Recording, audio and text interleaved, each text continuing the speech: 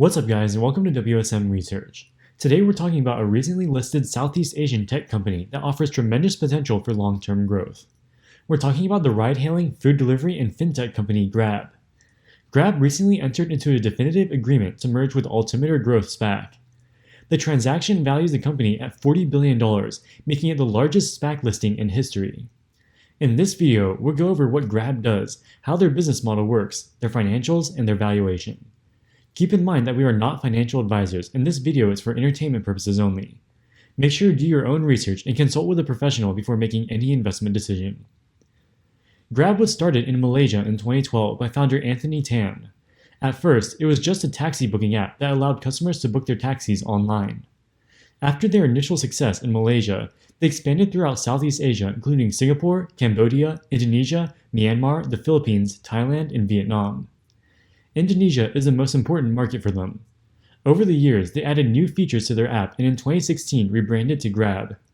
Now, instead of booking taxis, you can hail rides from independent drivers similar to Uber and Lyft. They also offer food delivery similar to Uber Eats and DoorDash. Perhaps the most exciting part of their business is Grab Pay, which allows merchants to accept digital payments through the Grab app. Grab makes a transaction fee on each payment and will benefit as more and more payments go digital. This chart shows the share of mobile payments in various countries. The countries circled in green are countries that Grab operates in. As you can see, most of the Grab countries have relatively low mobile payments penetration, but the penetration is increasing. Specifically, in the Philippines, mobile payments accounted for 45% of all payments in 2019, which is a 14% increase over 2018. In Malaysia, penetration was 40% in 2019, a 17% increase over 2018. China has the highest mobile payments penetration of 86%. If the Grab countries can increase to China's level, this would represent a massive growth opportunity for Grab Pay. Grab's historical growth has been remarkable. In 2017, they reached $1 billion of gross merchandise value, or GMV. GMV is the total amount of money transacted through the Grab app.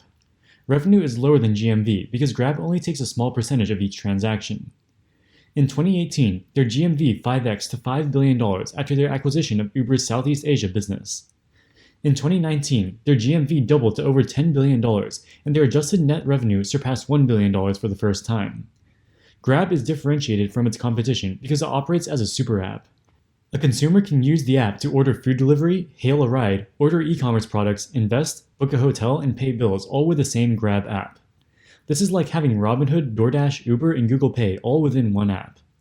It offers extreme convenience and value proposition for the consumer. Here's Grab CEO Anthony Tan explaining the power of the super app on CNBC. Talk about what you're going to do with the cash and what this company looks like going forward. For those who are uninitiated, this really is a super app. You almost own the Southeast Asia economy when it comes to travel in the sort of Uber-like space for those folks who are trying to comp it to the United States, the eating space, the online mobile banking space. What does this business look like today in a post-pandemic world, given that we've just been getting some numbers from the likes of Uber and others about what's happening? Hey, really, Andrew, it's a pleasure to be here, and good morning to all of you. And just to quickly share, I remember years ago when we were talking to investors, some folks didn't even know where Southeast Asia was on a map. So you're right. Today, as we announce what is expected to be the largest U.S. equity offering in Southeast Asia, or by a Southeast Asian company, is really a proud moment. And it just shows this validation of the tremendous opportunity right here in this region, and that the super app strategy works. And if I'm not wrong, Andrew, you talked about the super app strategy. Would you mind if I just quickly give a quick intro on what it is? Yeah, tell people, because we don't have a super app here in the United States, so some people may be unfamiliar. Sure. So Andrew, think about it this way. In Southeast Asia, you booked a car with Grab, you're ordering your food with Grab, you're investing with Grab in the car with $1, you're buying insurance, you're paying your bills all in one app. But what's more interesting is actually on the driver side. The driver has a super app, and the driver is able to toggle between food delivery, grocery delivery, helping you with domestic remittances, with multiple jobs. So that way, the driver has very little dead time. And when a driver has very little dead time, it's just much more efficient delivery network. And these savings are passed on to the consumer. And then when the consumer is happy, more comes on, more merchants come on because they want more business. And as more merchant selection grows, more consumers come on. The CEO makes a very compelling point. The super app not only provides convenience for consumers, but also gives more opportunities to the driver. If there are no food delivery orders, he can switch to ride-hailing or grocery delivery. This minimizes downtime and lets the driver make more money. This creates a network effect where more drivers decreases wait times, attracting more consumers. More customers provides more money, making opportunities, so attracts more drivers. This creates a virtuous cycle of growth for Grab and strengthens their competitive moat. Another factor driving Grab's growth is their geographic exposure. Their biggest market is Indonesia, which has a rapidly growing economy. 20 years ago, in 2001, Indonesia's GDP per capita was just $748 per year.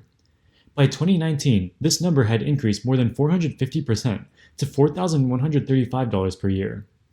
Indonesia's GDP per capita is still less than 1/10 that of the US, so there is tremendous room for further growth.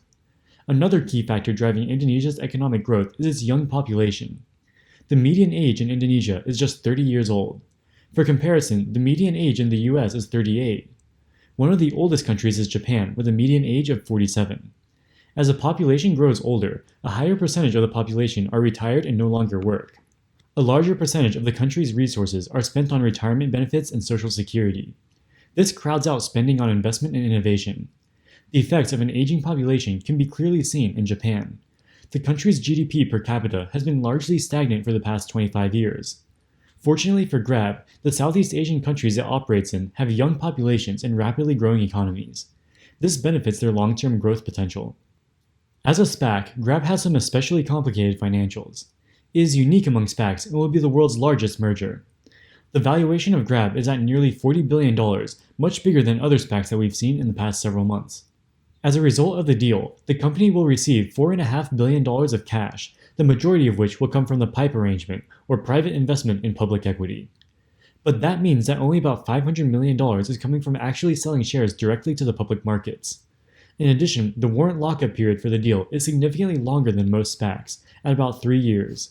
So it is important to look closely at the exact financials so we can hopefully get a clear picture of the company, the fundamentals, and what the SPAC process means for investors who bought the SPAC. Grab recently released an investor presentation in the past few days that hopes to clear up as much confusion as possible about their fundamentals. It includes information about their historical and pro forma revenue and profitability, as well as details about their merger agreement with Altimeter Growth Corp.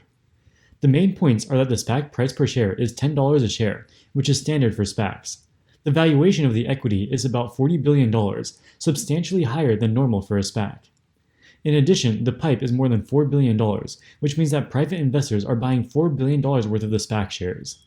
What it all means is that all financial evaluation metrics need to be taken in consideration of a substantially more diluted valuation than usual for a SPAC.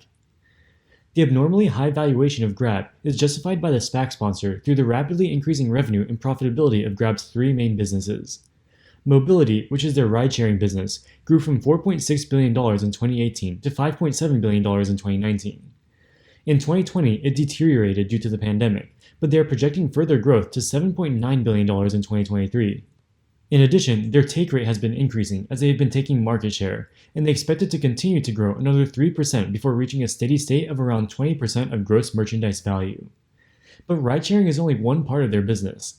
Grab Financial Group, which is their online payments processing arm, is also growing rapidly and projected to continue growing well into the future based on industry projections. Grab's net revenue from online payments will reach $630 million in 2023, according to projections, almost doubling from today's levels. What it all means is that Grab will be able to sustain long-term revenue growth more reliable than other, less diversified companies, especially given their positioning in an extremely fast-growing part of the world in Southeast Asia. Their gross billing has doubled in the past 2 years despite COVID, and their revenue after driver incentives has increased from $46 million in 2018 to $1.2 billion in 2020. Grab's calculations of adjusted net revenue looks even better, at $1.6 billion in 2020.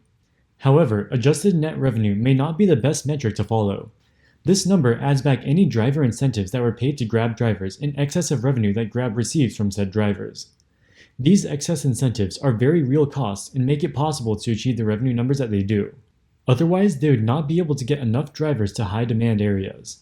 Still, their unadjusted net revenue is also growing despite this, and their total incentives paid to drivers is going in the right direction.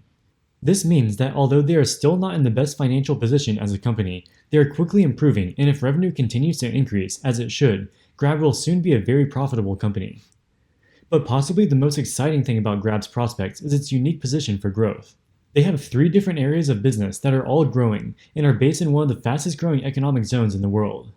Grab Financial alone is involved in mobile payments, lending, insurance, and cash management, and operates in all the major markets in Southeast Asia. They're on the cusp of being able to report overall net earnings, which is why they're able to demand such a rich valuation. For example, in deliveries, they are on track to pretty much break even in 2021, from which point their earnings growth rate will be incredibly high. However, there are some major risks relating to Grab. There is a lot of competition in the industries it operates in, full of companies that want to take market share from Grab. There is always a risk that it will not be able to sustain profitability. Also, it has taken almost $10 billion of debt over the course of its history. Finally, it is largely dependent on foreign geographies for its revenues, which presents a different set of risks than domestic companies. As such, an investment in Grab is a bet on the continued economic development of countries like Malaysia and Thailand, and a belief that Grab will be able to continue its current growth rates to grow into its valuation multiples. For investors with a long-term horizon though, this may be worth the risk. Alright guys, that wraps it up for this video. If you liked the content, make sure to hit the like button and subscribe so you don't miss future uploads. Also, check us out on TikTok and Instagram. As always, thank you so much for watching, and we'll see you in the next video. WSM Research, signing out.